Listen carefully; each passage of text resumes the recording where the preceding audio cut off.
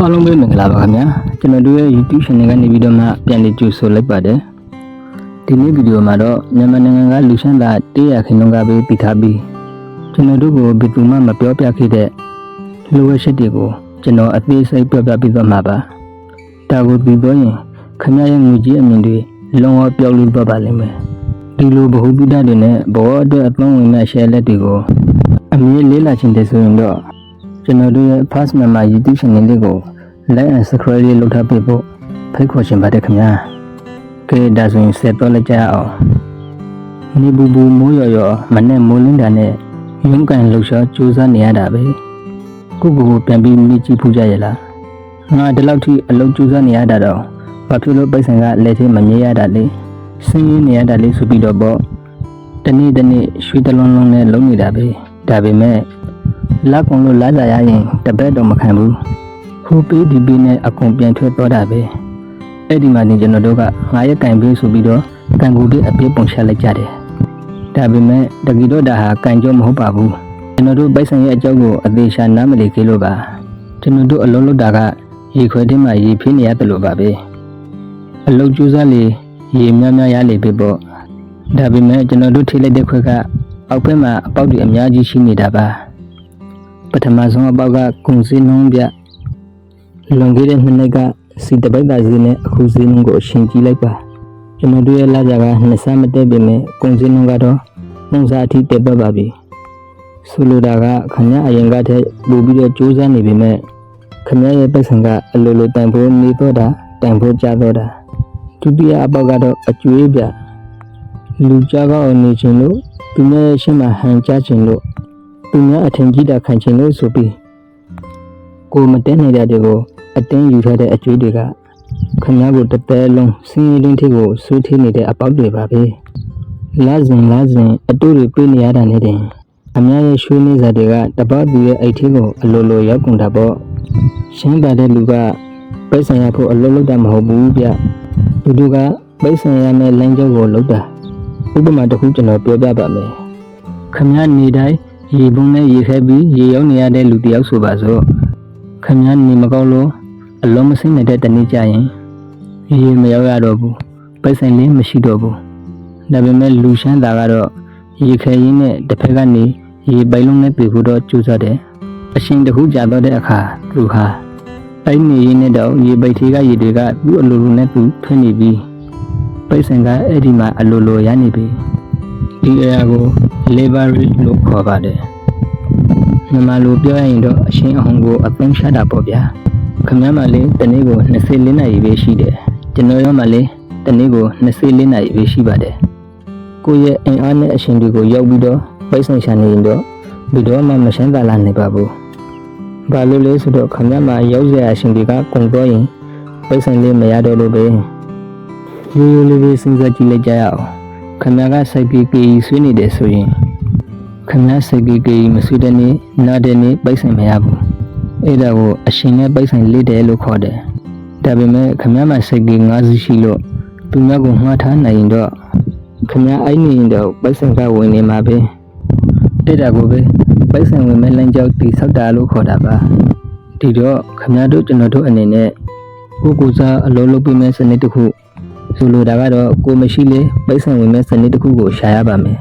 ။ဒီဒါဆိုရင်အခုကစားပြီးတော့ဘာတွေကိုပြောက်လေးကြမလဲ။နံပါတ်1အရက်နဲ့လောက်ကစားကိုရှော့ပါ။ခင်ဗျားတို့ပင်ပန်းလို့ဆိုပြီးတောက်လိုက်တဲ့အရက်ဖို့ကန်ဆန်းလိုက်တဲ့လောက်ကစားဖို့တွေကခင်ဗျားကိုနောက်တနေ့မှာပို့ပြီးတော့ပင်ပန်းအုပ်ပြီးလုံးမှာပါ။အဲ့ဒီပိတ်ဆံကိုကိုမိသားစုအတွက်ကိုပညာရေးအတွက်ပဲသုံးပါ။နံပါတ်2ဖုန်းကိုပိတ်ဆံရှာဖို့အတွက်သုံးပါ။အခုခင်ဗျားရဲ့လက်ထဲမှာရှိနေတဲ့ဖုန်းကတက်ကတူတစ်ခုပဲ Facebook ပေါ်မှာ TikTok ပေါ်မှာသူများရဲ့အကြောက်တွေအတင်းအဖျင်းတွေကိုလိုက်ကြည့်ပြီးအရှင်ကုန်နေမဲ့အစားဒီနေ့မှတနားရီလောက်ပဲပညာသင်ကြည့်ပါ